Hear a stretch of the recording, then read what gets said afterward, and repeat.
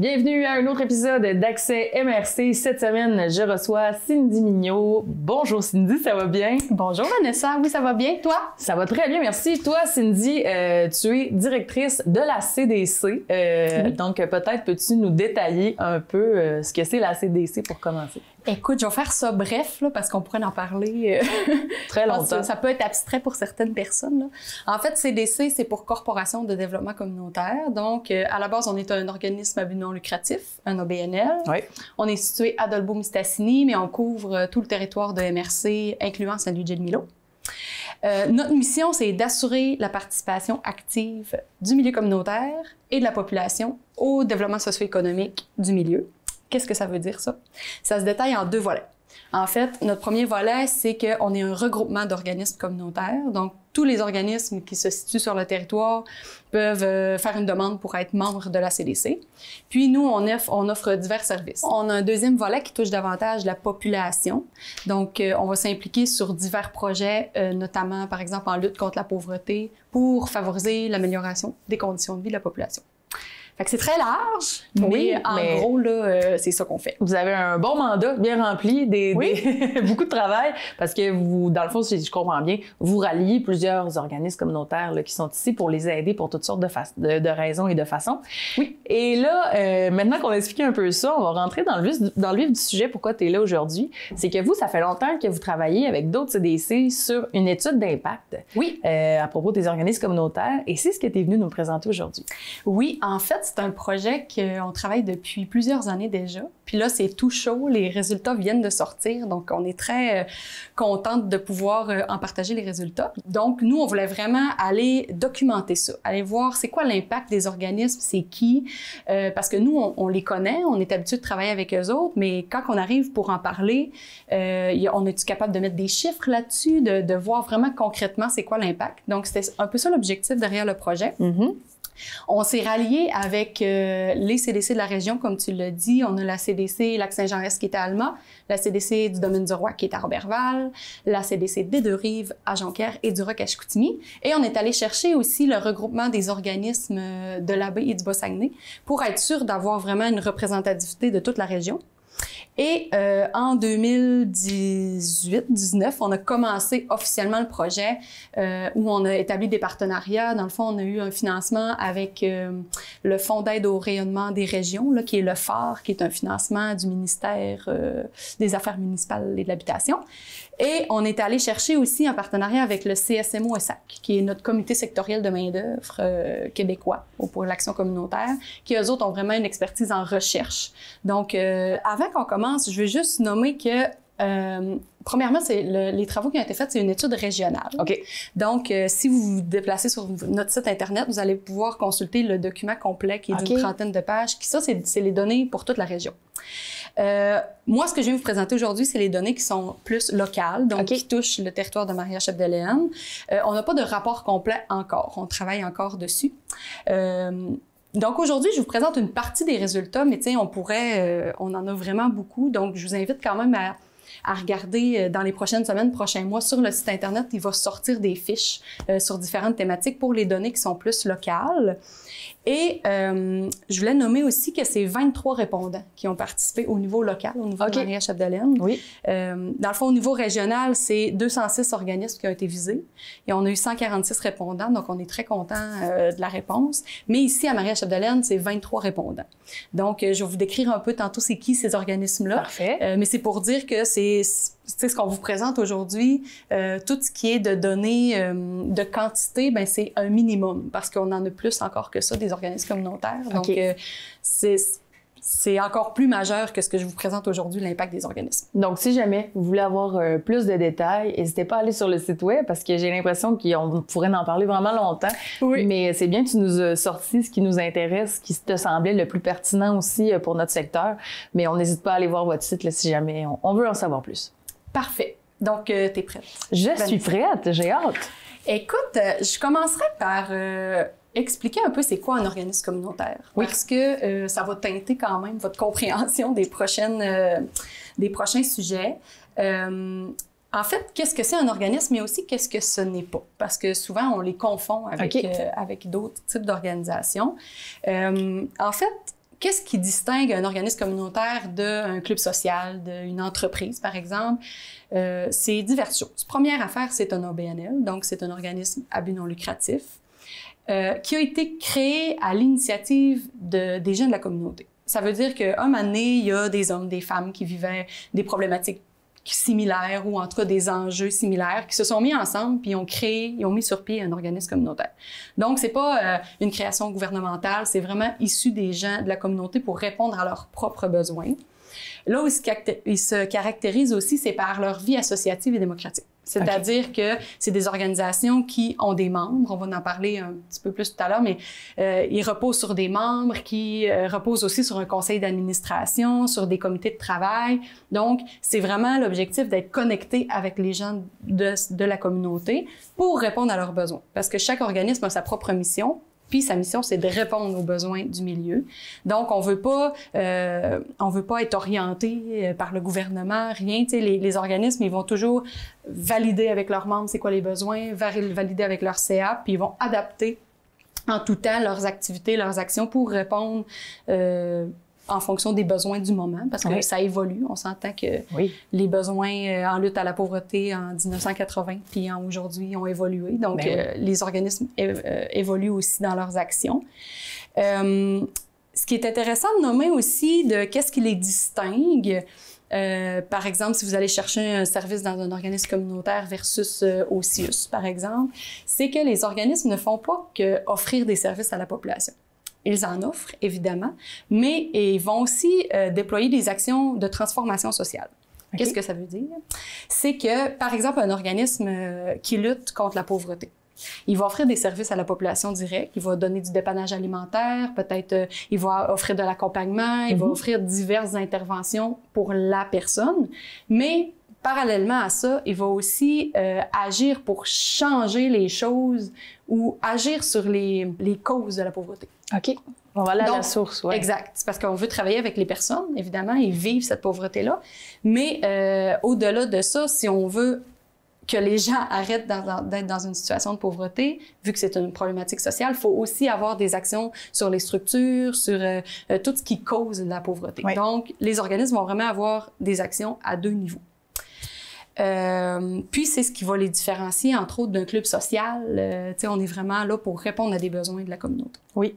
Puis c'est quand même réglementé aussi, là. C'est pas... Des fois, on se part quelque chose, puis on est un organisme, mais... Non, c'est ça. C'est ça. Ben, en fait, ils sont enregistrés au gouvernement à titre d'organisme non lucratif.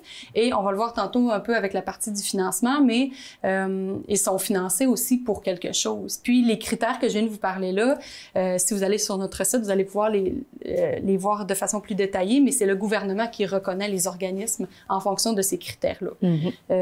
Donc, c'est ce qui fait qui ont leur financement. S'ils ne répondaient pas à ces critères-là, ils ne pourraient pas obtenir leur financement et avoir l'accréditation. Ouais. C'est bon. Exact. Donc, on se lance? On se lance. Donc, je vous disais tantôt que c'est 23 organismes qui ont répondu. Oui. C'est qui ces organismes-là? En fait, ils représentent vraiment divers champs d'activité. C'est des organismes qui travaillent pour enrayer la violence, des organismes en transport, c'est des organismes qui agissent en petite enfance, en lutte contre la pauvreté. Donc, on a 23 organismes et on a 23 secteurs d'activité couverts. Donc, on voit qu'ils sont vraiment complémentaires les uns des autres. Oui. Il y en a qui vont toucher, qui vont vraiment se spécialiser dans un domaine particulier, puis il y en a qui vont toucher plus qu'un secteur d'activité. Ils vont aussi s'adresser à des populations différentes. Je vais juste tourner ma diapo. Ça, c'est un diagramme qui vous présente les organismes qui ont répondu. Ils s'adressent à quelle catégorie de la population? Il y en a d'autres que celles-là, mais celles-là, c'est les plus... celles-là qui sont davantage représentées. Dans le fond, il y a 57% des répondants qui s'adressent à la population générale. Donc, c'est-à-dire que n'importe qui peut aller chercher des services auprès de cette organisation-là. Il y en a 39% des répondants qui, eux autres, ciblent vraiment les personnes à faible revenu. OK. On en a 30% les aînés. On en a 30% aussi au niveau des femmes. On en a 35% qui touchent spécifiquement donc les familles, soit monoparentales et recomposées, ou les familles de façon plus générale, et 26% les adolescents. OK. Donc, on voit que c'est assez quand même représentatif dans les populations cibles.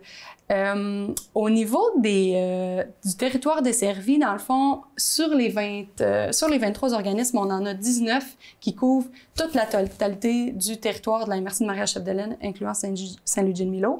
Puis on en a 4 qui le couvrent partiellement, donc soit une seule municipalité ou un secteur. Okay. Mais pour la grande majorité, ils couvrent l'ensemble des municipalités de la MRC. Et on en a 78 % qui ont leur siège social sur notre territoire. OK. Dans le fond, les autres, soit qui sont situés à Alma, à Saint-Félicien, à Robertval, mais ils couvrent aussi notre territoire. C'est comme une branche d'un organisme plus gros qui part d'ailleurs. C'est bon. Exact. Ou, tu sais, qui ont plusieurs points de service, mais que leur siège social est à l'extérieur. Ouais. OK. Aussi, fait intéressant, l'âge moyen des organismes qui ont répondu, c'est 30 ans quand même. Ah, quand même! Hein? Oui, tu sais, le plus vieux étant de 1976, puis le plus récent de 2017. Puis ce qu'on observe, c'est que c'est vraiment autour des années 90 là, qu'il y a eu un gros boom de naissance d'organismes communautaires. Fait que c'est pour ça la majorité là, qui... on voit que ça perdure quand même, il y a une belle durée de vie. Oui. Puis tu sais, moi, ce que je trouve impressionnant, c'est que c'est quand même 30 ans de membership, de population impliquée. Donc, c'est vraiment des organisations qui sont ancrées dans leur milieu. Oui, c'est ça, beaucoup d'adaptation en 30 ans. Oui, vraiment. C'est impressionnant. Vraiment. Sinon, je vous amènerais vers la vie démocratique et le bénévolat. Dans le fond, je vous disais tout à l'heure que c'est des organismes qui, c'est pas juste une équipe de travail, c'est vraiment des organisations qui sont ancrées dans leur milieu, donc qui ont des membres. Ce qui est important de différencier, c'est les membres et les usagers, les personnes utilisatrices de services, c'est pas nécessairement les mêmes personnes. OK. Dans le fond, les usagers, ça peut être n'importe qui. Dans le fond, moi, si je suis pas membre, je peux quand même aller chercher des services dans un organisme communautaire. Les membres, on parle des personnes qui adhèrent à l'organisme. Donc, soit qui ont payé une cotisation ou, s'il n'y a pas de cotisation, ils ont fait un geste volontaire pour soutenir l'organisme, donc s'impliquer au sein de l'organisme. Donc, c'est quand même 5360 membres d'organismes communautaires. Considérant qu'on est 25 000 de population, ça fait beaucoup de personnes sur notre territoire qui s'impliquent dans un organisme à différents niveaux. Ça peut être qui sont sur le CA, ça peut être qui font partie des comités, qui s'impliquent, qui donnent du temps, donc ça a vraiment... ou qui a juste un soutien moral parce qu'ils trouvent que cet organisme-là est important. Sur ces 5 000 membres-là, il y en a 162 qui sont des administrateurs, administratrices, donc qui s'impliquent sur le conseil d'administration. Exact. Donc, c'est une implication qui est plus concrète, qui demande quand même plus de temps, mais c'est les membres qui font l'élection des administrateurs. Oui. Sinon, au niveau des bénévoles, donc on le sait que c'est quand même une particularité des organismes communautaires aussi, toute l'implication bénévole. Il y a 87 % des répondants qui reçoivent l'aide de bénévoles. Donc, il y en a qui la reçoivent pas. Puis ça, c'est en dehors des administrateurs. Parce qu'on s'entend que 100 % des organismes communautaires ont des bénévoles, étant donné qu'ils ont tout un CA. Mais en dehors de leur conseil d'administration, il y en a 87 % qui ont aussi des bénévoles. Pour les répondants, c'est 743 bénévoles au total qui sont impliqués. Et en moyenne, ça revient à peu près à 37 bénévoles par organisme. Par contre, j'attire votre attention sur la médiane de 9. Qu'est-ce que ça nous dit, ça? C'est que c'est très différent d'un organisme à l'autre en fonction de son fonctionnement. Tu sais, il y a un organisme qui peut-être a un bénévole et l'autre 250. Donc, c'est vraiment très, très diversifié, là, dépendamment des activités de l'organisme, dépendamment de sa façon de gérer ses activités. Donc, du territoire occupé aussi. Du territoire occupé. Puis, tu sais, il y a des causes aussi qui attirent plus de bénévoles que d'autres. Là. C'est la réalité. Donc, ça fait partie aussi du portrait. Intéressant. Ouais, quand même, vraiment. Sinon, je vous apporterais parce qu'il y a des bénévoles dans les organismes, mais il y a aussi des employés. Oui. Il y a des gens qui y travaillent. C'est majoritairement des femmes, de façon très majeure. Sinon, c'est des gens qui sont... on a 236 employés au total dans ces 23 organisations-là. La majeure, c'est des postes d'intervention. Puis quand je parle de postes d'intervention, là, c'est large, c'est-à-dire c'est pas juste des intervenants sociaux, là. C'est aussi intervention auprès des gens. Sur le terrain. Exact. Ouais, OK. Exact. Donc c'est 152 personnes. Sinon, c'est 22 postes de direction, donc à peu près une par organisme. et 51 postes administratifs. Là, on est vraiment, c'est pas juste adjointe administrative, là, c'est des soutiens à la direction. Puis on a 11 postes qui sont des postes de soutien, donc conciergerie, cuisine, etc. Qu'est-ce qui est intéressant aussi, c'est le taux de diplomation dans les organismes. Oui. Pour les postes de direction et d'intervention, c'est 25% qui ont au moins un diplôme universitaire, oui. et des fois plus, le deuxième cycle et plus. On a 58% qui ont au moins un diplôme collégial et 17% qui ont moins, donc soit un DEP ou qui ont leur diplôme secondaire 5. Oui. Puis moi, ce que je trouve particulièrement intéressant, c'est les domaines de formation de ces gens-là, parce que je pense que ce qui caractérise beaucoup le milieu communautaire, c'est la diversité des profils de personnes. Puis on le voit beaucoup dans les processus d'embauche des organismes communautaires. Ils vont regarder ta formation, mais ils vont surtout regarder ton profil, tes forces comme personne. Puis on le voit dans les champs de formation de ces employés-là. On s'est vraiment diversifié. Les conditions de travail, ce que l'étude a fait ressortir, c'est des points positifs et aussi des points négatifs. Au niveau des points positifs, ce que les gens ont nommé, c'est qu'est-ce qu'ils appréciaient de travailler dans le milieu communautaire, c'est toute la gestion participative, c'est-à-dire qu'on n'est pas tellement dans une gestion ressources humaines hiérarchique, mais vraiment plus, on a envie que tous les employés participent aux décisions dans l'organisation. Toute la flexibilité aussi au niveau des horaires, au niveau de la conciliation travail-vie personnelle. Donc ça, c'est ce qui est ressorti de la reconnaissance aussi. La reconnaissance, puis l'impression de faire une différence dans ton organisation, tu sais, dans ton travail, mais dans ton organisation aussi, de contribuer aux décisions. Donc, puis tu sais, ça fait partie aussi des choses qui, dans les dernières années, ont vraiment été améliorées, les conditions de travail dans le milieu communautaire. Oui. Tu sais, maintenant, c'est plus de 70% qui ont des mesures de conciliation travail-famille instaurées, donc concrètes. Plus de 34% offrent un REER avec contribution employeur. C'est plus de 21% qui offrent une assurance collective avec contribution employeur. Puis 39% qui offrent des conditions de travail supérieures au nombre de travail, donc soit en congé, en vacances, etc.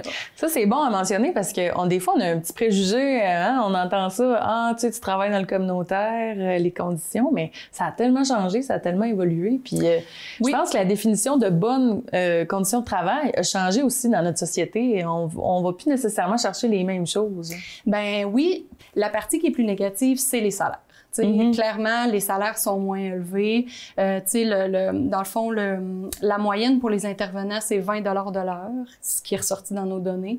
Si on compare aux autres réseaux, là, quand on compare mettons, au CIUS ou au réseau de la santé, un technicien en travail social va gagner entre 20 et 33. Il rentre à 20.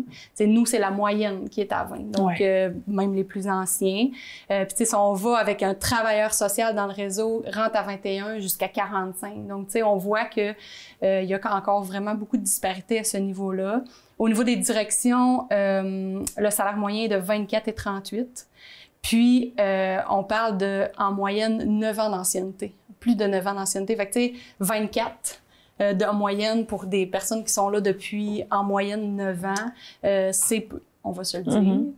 Puis, tu sais, je nous ramène peut-être à ce qu'on était en train de dire. Ce que j'ai senti dans l'étude, puis ce que je sens aussi dans mes discussions avec les gens que je côtoie, c'est que les gens qui viennent travailler dans le communautaire sont conscients que les salaires sont plus bas, mais vont venir chercher tout le reste qui est à côté. C'est ça. Parce que la flexibilité d'horaire pour concilier travail-famille, ça a son pesant d'or quand même en termes de conditions. Fait tout à fait. Puis une belle humanité aussi, une compréhension de ton enfant est malade un matin, c'est correct là, tu sais, on est moins dans le je comprends, puis c'est le fun aussi de voir que ces valeurs-là se transforment aussi dans notre société. Oui, puis je pense que ce qui est intéressant pour les personnes, c'est quand tes propres valeurs correspondent avec les valeurs de l'organisation pour laquelle tu travailles. Ce qui est important de nommer, c'est que la pénurie de main-d'œuvre ressort quand même dans l'étude. Donc, on en parle beaucoup, je pense, dans tous les secteurs d'activité. Le milieu communautaire en est pas épargné. Je t'amènerais au financement des organismes. En fait, les organismes communautaires sont financés de différentes façons. Le diagramme qui est là, le cercle qui est là nous démontre que la très grande majorité des organisations sont financées avec un financement provincial. Sinon, c'est soit du financement fédéral, municipal, des dons de la collectivité, des activités d'autofinancement, donc des ventes de billets, tout ça, et du financement privé aussi pour une certaine partie, mais la majeure, c'est vraiment des subventions du provincial. Ce qui est important de soulever aussi au niveau du financement, c'est que 33% du financement est reçu à la mission. Qu'est-ce que ça veut dire, ça? C'est, tu sais, tantôt, je vous parlais que chaque organisme a sa mission, déploie ses actions en fonction de répondre à sa mission. Donc, il y a une part de financement qui, elle, est récurrente. Donc, d'année en année, tu le sais que tu vas avoir ce financement-là, tu peux prévoir d'avance, puis c'est pour répondre aux besoins de ta communauté. Sauf que, étant donné que le financement n'est pas assez élevé pour répondre à notre mission, les organismes vont chercher du financement à côté, qui est par projet.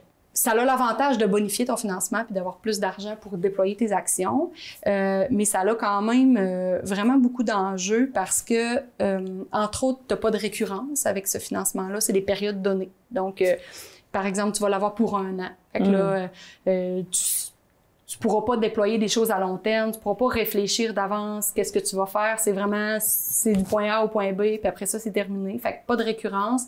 Ce manque de récurrence-là aussi a des enjeux sur les ressources humaines. T'es pas capable de garder tes personnes d'une année à l'autre parce qu'il faut que tu les embauches sur des projets ou ils sortent d'un projet à l'autre, d'une année à l'autre. Fait que c'est beaucoup d'insécurité.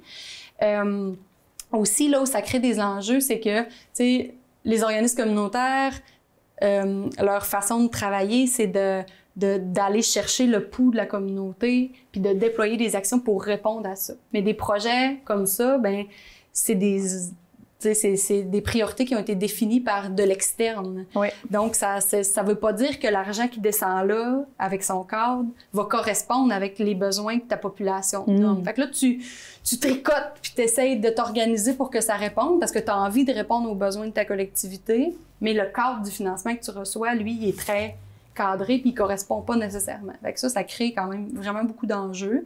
Ouais. Fait que, tu sais, ce que cette statistique-là nous dit, c'est que dans tout l'ensemble du financement des organismes, il y en a juste 33% qui est à la mission, donc qui est récurrent, fiable et stable. Tout le reste, c'est de l'argent à chercher en projet. Beaucoup d'énergie investie là-dedans aussi. De la recherche de financement, ça prend vraiment beaucoup de temps. C'est de faire ta demande de financement, d'attendre, voir si tu as la réponse avant de planifier tes choses.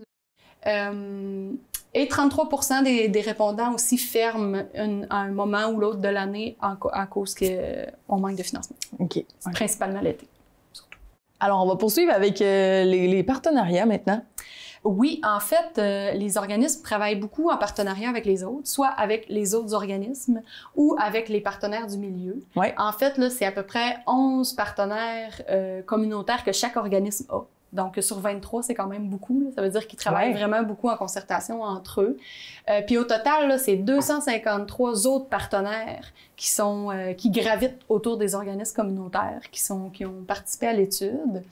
Puis tu sais, les partenariats, c'est au niveau municipal, la santé, services sociaux, le milieu de l'éducation, tant au niveau politique aussi, provincial, fédéral. Donc, c'est vraiment diversifié.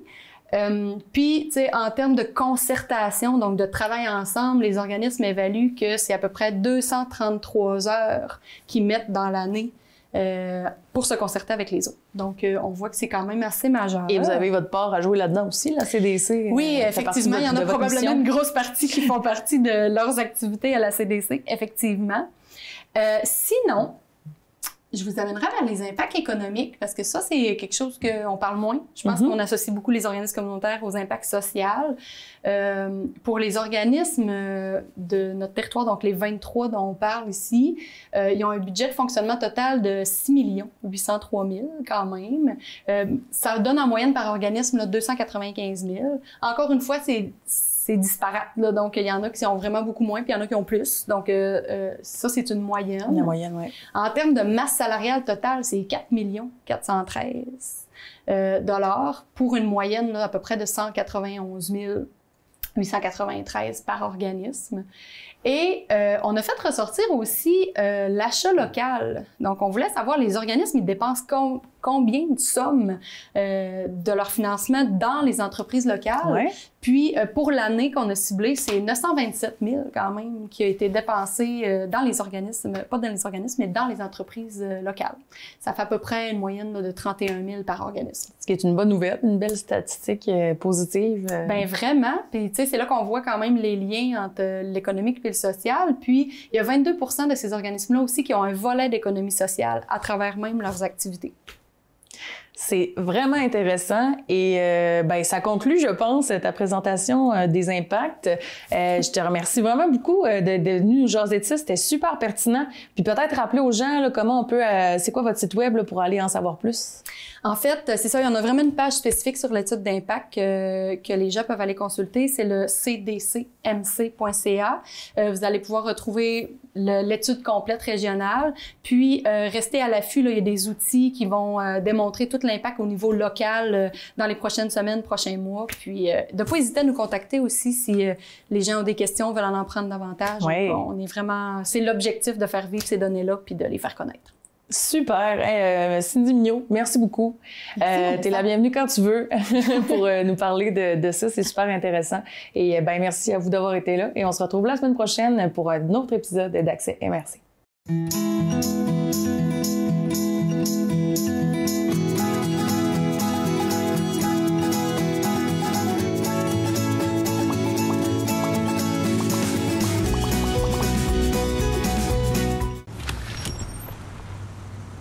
Je te laisse pas sortir d'ici sans savoir où tu vas. Hein? Bien de même en plus. Ben voyons donc, Hey, arrête de tout le temps me mentir en pleine face. Tu le sais que je peux pas te faire Confiance! T'essayes toujours de me provoquer. Mon amour, Hey! Ben là, tu vas enlever ton manteau et tu vas rester ici. C'est pas vrai qu'on va se chicaner à cause de toi. Moi, je suis là, je suis frère avec toi. Les gars, la violence faite aux femmes, ça s'arrête là. Écoute-moi même, c'est fini, ça. On a tous de bonnes questions sur le vaccin. Pourquoi certaines personnes sont-elles vaccinées en priorité contre la COVID-19?